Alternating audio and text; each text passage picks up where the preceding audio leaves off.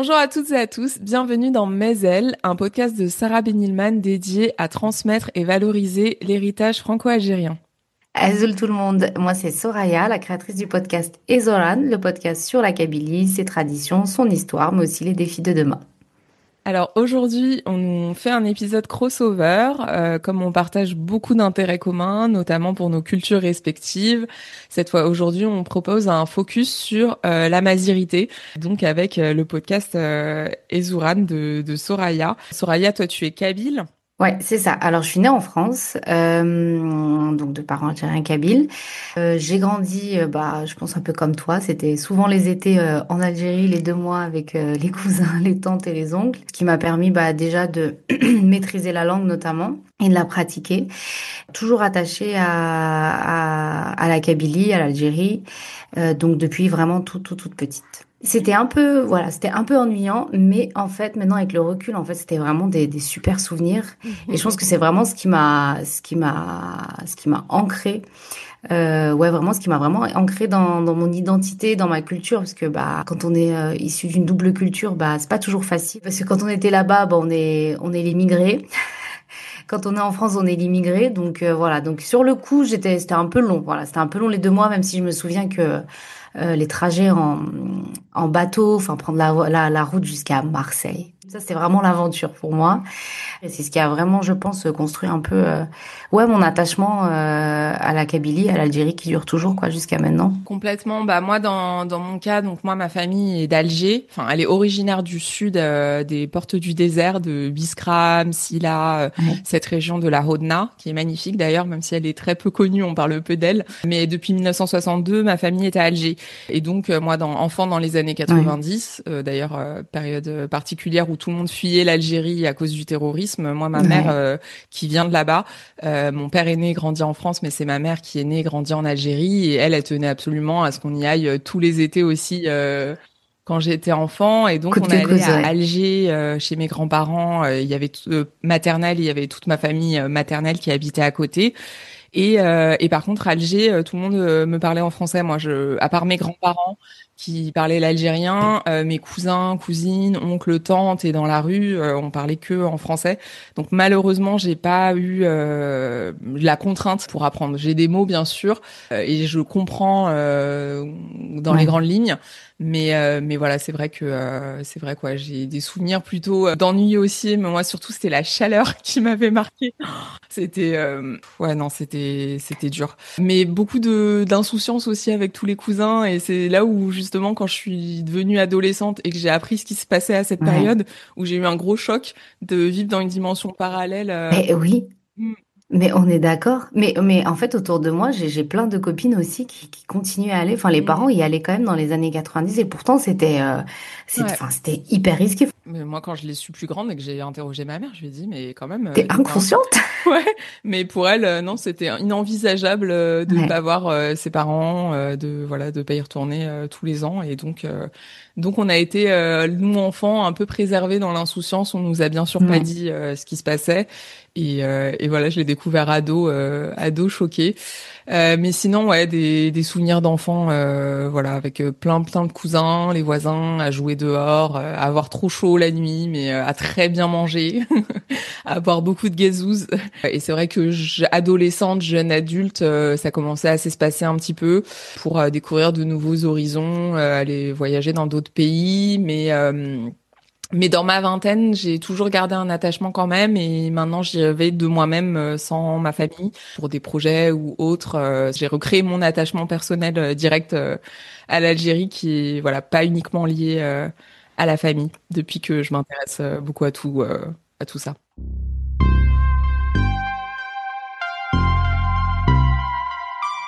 Et du coup, toi, à quel moment t'es venue l'idée de créer Mazel? Est-ce que t'as eu un déclic, puisqu'on avait parlé du Hirak, où ça avait été un moment, un fort moment pour toi on va dire, de retour vers l'Algérie.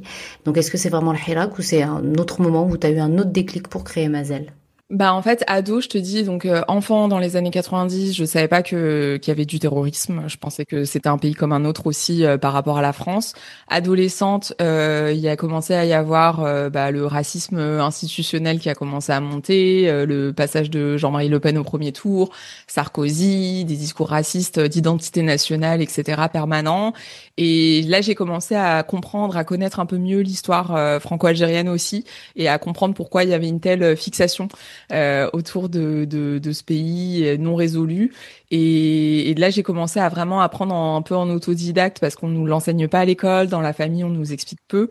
Déjà dans mon adolescence adulte, jeune adulte, là, j'ai commencé à vraiment me pencher sérieusement dessus. Et 2019, c'est vrai que le moment du Hirak, il s'est passé quelque chose aussi de encore plus radical, on va dire, dans cet algérianisme, dans cet amour. Et voilà, c'est là aussi où j'ai commencé à me faire des potes à Alger et à développer plus l'accès culturel aussi. Et voilà.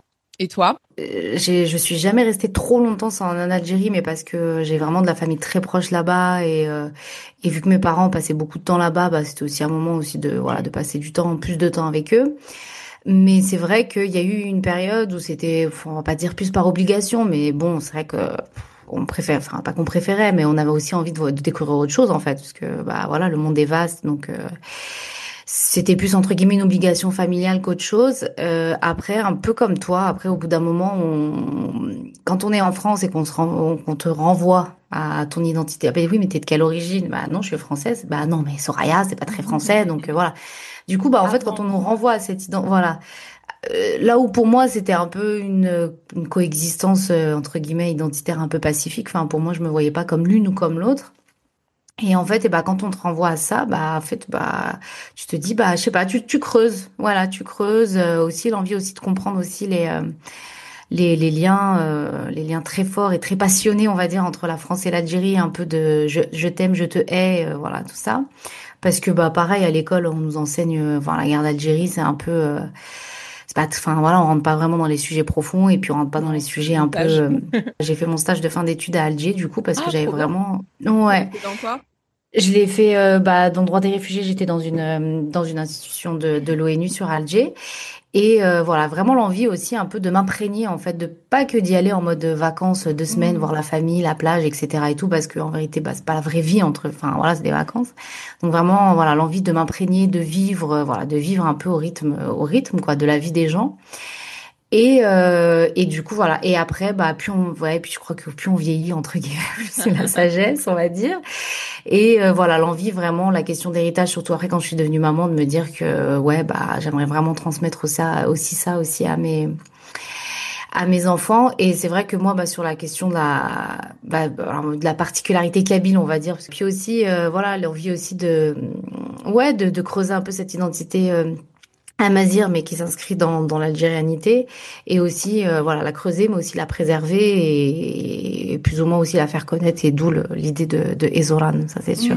Bah justement, transition, j'avais envie qu'on parle un peu de nos podcasts respectifs Ouais, et t'interroger un petit peu. Bah, tu me posais la question tout à l'heure sur mon déclic de cet ouais. amour et de ce retour un petit peu. Et toi, c'est quoi le déclic? Qu'est-ce qui t'a poussé donc je comprends que t'as toujours eu en toi cet attachement, cet amour et du coup la création du podcast Ezouran, donc qui est vraiment dédié à la transmission de la culture Ouais, kabyle.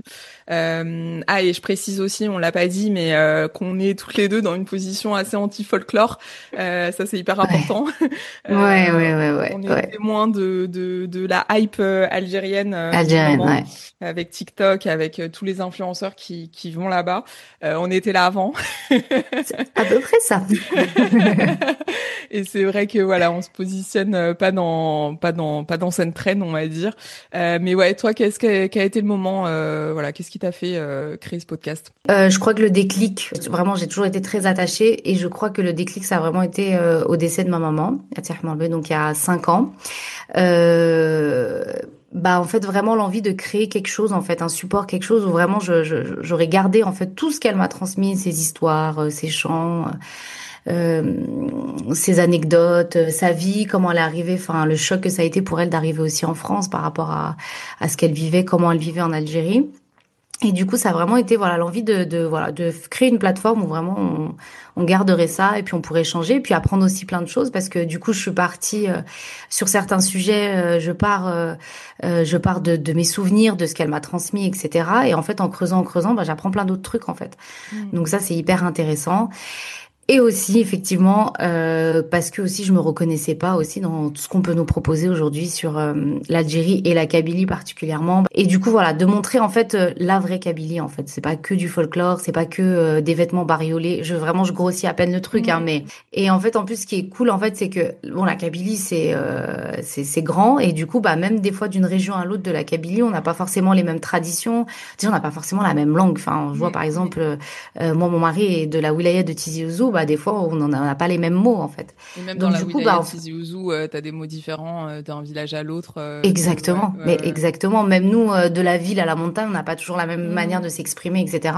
Donc, en fait, en plus, ce qui est cool, en plus, avec ce podcast, c'est que moi-même, en fait, j'apprends, notamment avec les retours des autres personnes et tout. Ah, tu peux parler de ça? Oui, bah, je regarde, je fais mes recherches et tout. Donc, Mm. franchement, c'est hyper intéressant. Franchement, c'est hyper intéressant et de voir en fait que ouais, bah on est tous plus ou moins un peu dans cette recherche. Enfin, je sais pas toi, mais tu vois quand t'es issu d'une double culture, les gens en fait au bout d'un moment ils ont envie de savoir en fait ouais bah pourquoi il y a ça, enfin de comprendre en fait aussi. Enfin, Ouais, en fait, il y a plusieurs cheminements, j'ai l'impression. Il y en a qui passent par le rejet, il y en a qui passent ouais. par...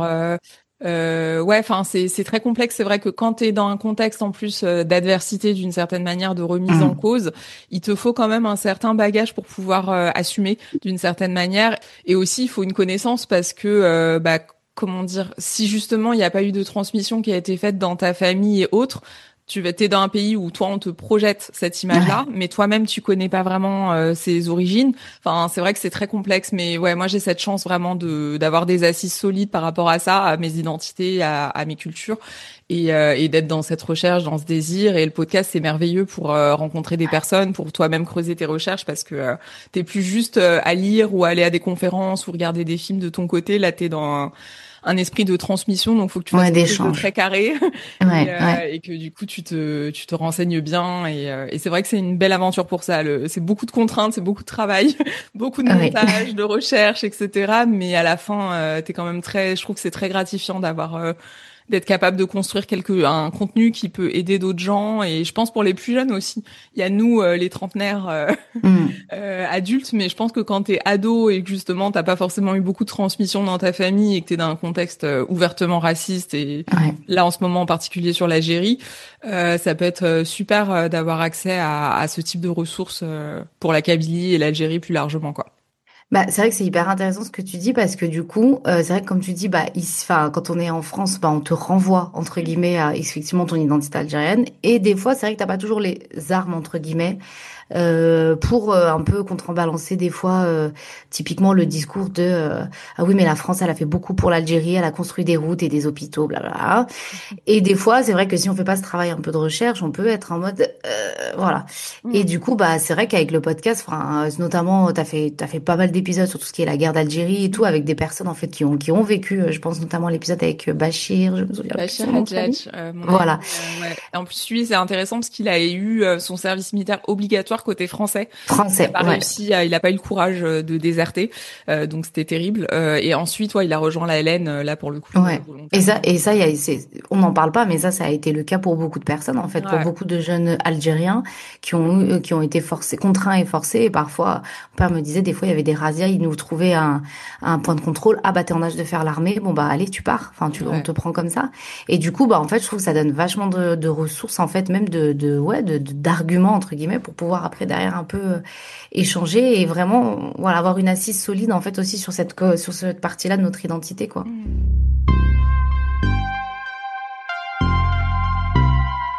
Et parce que toi, du coup, sur Mazel, t'as fait quand même énormément d'épisodes sur tout ce qui est bah, la transmission bah, sur la mémoire de la guerre d'Algérie, ces choses-là et tout. Du coup, est-ce que t'as envie de continuer un peu sur cette lancée un peu de transmission mémorielle ou t'as envie d'un peu d'élargir le thème? Ouais, carrément d'élargir parce que les comment dire, c'est vrai que la mémoire ça me paraissait hyper intéressant, hyper important vu que malheureusement les personnes qui ont vécu Mm. avant la guerre de libération, pendant voilà la période coloniale et l'après, malheureusement voilà sont aujourd'hui très âgés, il reste peu de témoins et donc je ressentais Mm. vraiment un besoin d'urgence de consigner leurs précieux témoignages. Et mais c'est vrai que ça reste quand même assez déprimant, assez dur comme thématique, d'autant C'est que lourd, ouais, c'est lourd. tu peux pas ne pas te projeter en fait quand ta propre Ouais. famille a vécu à cette époque, tu peux pas t'imaginer. Moi, mes deux grands-pères étaient FLN et tu te dis bah je sais pas ce qu'ils ont vécu en fait pendant Mm. cette période, je sais pas ce que ma grand-mère, mes grands-mères ont vécu et tout. Donc quand t'entends des témoignages, tu peux transvaser quoi, tu peux Ouais. imaginer. Faire un transfert, ouais. Ouais, Mm. du coup c'est quand même très très douloureux. Il y a quand même beaucoup d'histoires terribles Ouais. dedans, mais ça me paraissait essentiel vraiment de les faire figurer quelque part. Ensuite, effectivement, j'ai pas d'intérêt à rester focus sur le passé, sur les traumas, et oui, j'ai vraiment envie de l'ancrer dans le présent et dans l'avenir, que ça serve les générations futures et donc oui carrément d'aller plus sur du culturel aussi et du concret, du présent. L'année dernière, j'avais participé, j'avais couvert justement les rencontres cinématographiques de Béjaïa. Mais ouais. Du coup, j'avais donc voilà la petite Kabylie, une trop belle ville d'ailleurs, j'ai adoré cet Ouais. endroit. Et ouais, j'essaye, j'organise aussi en parallèle du podcast des événements culturels, donc des projections, rencontres de films, si possible avec l'équipe du film, les réalisateurs et tout. J'en ai Ouais. fait la dernière Reine à Argenteuil il y a 2 ans, Héliopolis avec Jafar Gassem l'année dernière. Cette Ok. année, j'ai fait mais toute seule la bataille d'Alger. Et voilà, l'idée c'est aussi vraiment de d'être dans la valorisation du patrimoine, de l'héritage et dans la transmission, mais ouais, pas rester focus sur les traumas passés, même s'il Ouais. faut en parler, je pense, mais pas rester bloqué dessus. Ouais, bah oui, surtout que maintenant, enfin, l'Algérie, c'est autre chose. Et Mm. heureusement, d'ailleurs, c'était autre chose. Ça se résume pas à la période de colonisation et encore moins la guerre de décolonisation, même si c'est quand même un point hyper important, je trouve, de l'histoire d'Algérie. Mm. Mais c'est vrai que c'est autre chose. C'est un peu, voilà, c'est pas. Et par rapport à ça, comme toi, comme je m'adresse davantage à un public aussi basé en France, je m'adresse aussi aux franco-français qui n'ont pas de lien direct avec l'Algérie, mais en fait, comme c'est renvoyé comme si c'était quelque chose d'extérieur, qui n'appartenait pas à la France Ouais. et qui n'est pas transmis aux Français franco-français, Ouais. à part si tu vas vraiment chercher les infos, il y avait aussi cet enjeu. Mais je sais que moi, mes potes d'Alger, ma famille, etc., sont très, en général, assez saoulés par ces répétitions et tout, mais à chaque fois je leur répète non, mais en fait en France on ne connaît pas et on a besoin de connaître, de comprendre, de savoir parce que ce n'est pas reconnu. Donc voilà, il y avait vraiment aussi ce travail de pédagogie que j'avais envie Ouais. de faire pour ici, mais voilà ensuite moi j'ai maintenant que je le connais et que j'ai transmis pas mal de choses, j'ai envie de d'aller dans plus de légèreté aussi et de culture et de présent encore une fois. Ouais. Ouais. Ouais. J'imagine. Ouais, ouais, j'imagine. Et donc pour revenir un peu au sujet de la mazérité qui nous rassemble aujourd'hui, auquel on dédie cet épisode en cross, Mazel et Zouran, toi, qu'est-ce que tu peux me dire de ton sentiment, parce que tu m'expliquais tout à l'heure, voilà, un peu être une minorité dans la minorité, comment tu le vis et à quoi tu aspirerais à cet égard, comment dire, en termes de reconnaissance aussi et de compréhension. Ouais, bah du coup moi ce qui me voilà ce qui m'a toujours un peu saoulé on va dire c'est voilà c'est le fait qu'on oppose en fait que voilà qu'on puisse pas faire coexister entre guillemets le fait d'être kabyle et algérien. Mhm. Alors que non, pas du tout. C'est vraiment ça en fait, que oui, je suis kabyle, j'ai ma propre langue, j'ai mes propres traditions, j'ai mes propres codes, ma propre culture, je veux la préserver. C'est pas toujours facile. En Algérie, par exemple, ça fait que depuis, ça fait très très peu de temps que la mazir est reconnue comme langue officielle, qu'on a mis en place des choses. Bon. Donc du coup, la Kabylie, elle fait quand même pas à part, enfin, elle fait partie pleinement de l'Algérie. Enfin, il y a eu un lourd tribut qui a été payé, que ce soit pendant la guerre enfin, pendant la colonisation ou pendant la décolonisation. ou pendant après un peu tous les mouvements sociaux qui ont suivi après l'indépendance pour réclamer des meilleures conditions de vie en Algérie en général. La Kabylie a toujours été, voilà, on nous parle un peu de région rebelle, contestataire, etc. Et je me dis, bah en fait, c'est parce que justement on est attaché à cette identité algérienne, à ce pays, l'Algérie, qu'on a donné notre sang pour le libérer du joug de la colonisation, qu'aussi on manifeste. C'est parce qu'en fait on a notre place, on veut juste voilà des meilleures conditions et qu'on reconnaisse aussi derrière aussi notre particularité, qui n'est pas du tout pour moi antinomique à l'identité algérienne, qui est peut-être un peu plus arabe, même si bon, on va pas se les Amazirs, c'est quand même les premiers habitants de l'Algérie. Je veux dire, je pense que tout le monde, bon, pas la majorité, mais je pense que les Algériens, dans leur majorité, ont tous des ascendants Amazirs, mais parce que, en fait, on était les premiers habitants, entre guillemets. En fait, c'est marrant parce que, tu sais, j'ai l'impression cette vision un petit peu, pour refaire un petit rappel historique, en 62, donc l'Algérie devient indépendante et il y a un petit peu cette idée je crois que c'est Ben Bella qui prononce la phrase nous sommes arabes, nous sommes Ouais, arabes, nous sommes arabes. Le monde est situé un petit peu en guerre froide, ouais, impérialiste, anti-impérialiste, bloc communiste, etc. et non aligné. Et il y a un petit peu ce besoin, je pense, pour le pays qui sort de plus d'un siècle de colonisation, d'humiliation, de destruction de son identité, de ses identités, rejoindre le bloc panarabisme et de se recréer une espèce de d'uniformité pour être plus fort aussi, enfin être solide vis-à-vis du monde extérieur et avoir une espèce de cohérence. Je pense c'est ma compréhension un petit peu de cette ouais, vision et quelque part elle rejoint un peu la vision à la française de l'assimilation. On nous dit en France pour être pleinement français, tu mets de côté tes origines et tu francises ton nom, c'est etc. ça. Et que d'une certaine manière, bah, il y a une négation de l'identité amazigh, comme si, ouais, une vraie négation en fait, comme si ça n'existait pas, alors que, comme tu dis, grosse contribution à la libération du pays et déjà à l'époque des invasions turques aussi, Ouais, il y avait, ouais, enfin, ouais, et françaises par la suite, mais qui voilà, peut-être au moment où le pays naissait dans un contexte fragile, il y a eu je sais pas comment dire, ça a été mis de côté en fait, comme si, ouais. comme si, Fallait bah, faire bloc, en fait. Ouais. ouais, voilà, il faut Faut à faire tout prix bloc. se reconstruire, donc on va mettre cette question de côté, faire semblant qu'elle n'existe pas et voir, sauf que et se reconstruire, se liguer avec les autres pays arabes, sauf qu'en fait. L'histoire a démontré que ça ne fonctionne pas de de mettre le voile comme ça sur des Oui, de communautés. nier, oui, oui, de nier, ouais. Bah, du coup, c'est un peu, par exemple, quand il y a eu des mouvements sociaux, bon, alors, propres à la Kabylie, je parle du printemps berbère, du printemps noir, etc. Peut-être, Là où il y avait excuse-moi de t'interrompre, mais peut-être rapide, printemps berbère 1980, euh, 1980, ouais, exactement, conférence de 1980. Mouloud Donc, Mamri, voilà, donc suite à enfin, l'interdiction d'une conférence en langue amazigh à l'université Tizi Ouzou, donc bah grosse contestation sociale. Après, il y a eu le printemps noir en 2001. Suite au décès d'un jeune qui a été tué par un gendarme à la caserne de Beni Douala, donc à Tizi Ouzou. Donc, bah, gros mouvement contestation sociale. Il y a eu des morts, il y a eu des manifestations. Ça a été très, très, très sanglant. Et en fait, ça c'était vraiment les deux mouvements vraiment propres à la Kabylie. Voilà, c'est vraiment cette volonté en fait de rappeler que notre identité elle est là et qu'on se bat chaque jour pour la maintenir et la préserver et que cette coexistence avec une identité arabe en tout cas, même si voilà, comme je disais, les Kabyles ne sont pas les seuls Amazirs en Algérie, elle est tout à fait possible. Clairement, elle est tout à fait possible.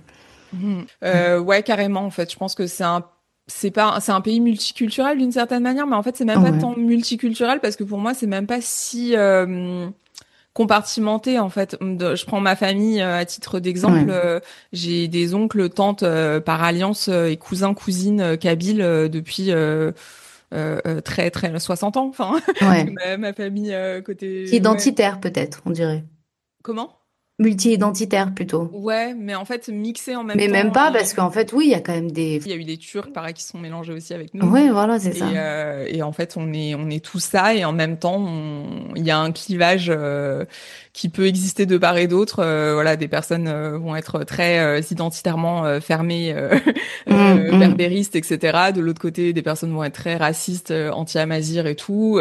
Mais c'est comme si c'était quelque part pour moi, en tout cas, de mon ressenti, une barrière un peu superficielle dans la mesure où en vrai, on est tous probablement un peu des deux, quoi. Bah oui, et Au puis fil comme des tu disais, il y a siècles. des mariages mixtes, enfin, il y a des mariages mixtes, enfin voilà, c'est plus, ouais, enfin je sais pas. Des fois j'ai l'impression qu'on, c'est plus, le fait est de d'opposer un peu tout ça, c'est plus, voilà, ça sert plus des intérêts qui nous dépassent en fait. En Mm, vérité, mm. je trouve qu'ils nous dépassent. C'est plus ça plutôt que dans la réalité des choses. Voilà, j'ai pas. Quand je vais en Algérie, j'ai rarement, si ce n'est jamais, rencontré quelqu'un qui nous dit non, mais nous, on veut notre autonomie, notre indépendance, comme des fois on peut sortir ça. Voilà, donc j'ai l'impression que c'est plus, ouais, ça reste plus des intérêts un peu politiques, un peu que vraiment la réalité des choses et la réalité de la plupart des gens qui vivent en Algérie, quoi.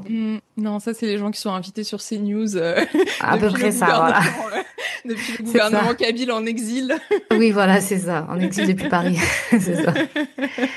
De ce genre de personnes, mais effectivement, ils représentent que dalle, peut-être 300 Ouais, personnes, et la ouais. plupart des Kabyles les détestent et voilà, ne se sentent pas du tout dans leurs revendications. Mais par contre, ils font effectivement le beurre de beaucoup de racistes en France et de gens d'extrême droite qui adorent rappeler combien ils ont besoin de leur indépendance. Bah, c'est ça, c'est ça.